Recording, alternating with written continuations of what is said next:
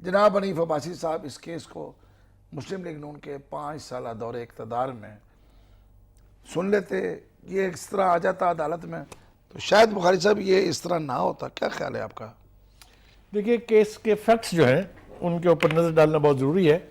پہلی بات تو یہ ہے کہ یہ جو ڈرگ ہے یہ کہیں سے جا کے چوری کر کے نہیں لے آئے تھے. یہ باقاعدہ حکومت کوٹا مقرر کرتی ہے، اس کے کوٹے میں ان کا حصہ جو تھا 500 کلو گرام وہ ان کو ملا تھا.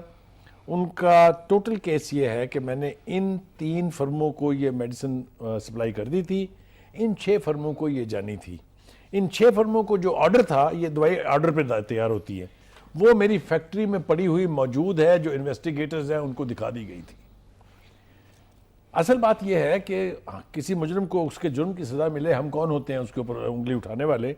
لیکن اگر آپ کی یادداشت آپ کا ساتھ دے تو یہ کیس بنیادی طور پر مخدوم شہاب الدین کے خلاف شروع ہوا تھا، جنہیں انٹرم پرائم منسٹر نہ بننے دینے کی سازش پارٹی میں سے کسی نے کی تھی یا باہر سے کی تھی. اس میں خوشنود لشاری صاحب لیکن اس میں یہ کیس وہاں سے شروع ہوا، اور اس کے چند مہینوں نہیں بلکہ 1.5-2 سال کے بعد جناب یہ 2012 میں درج ہوا کیس، جناب حنیف عباسی صاحب کا نام اس میں شامل کر لیا گیا.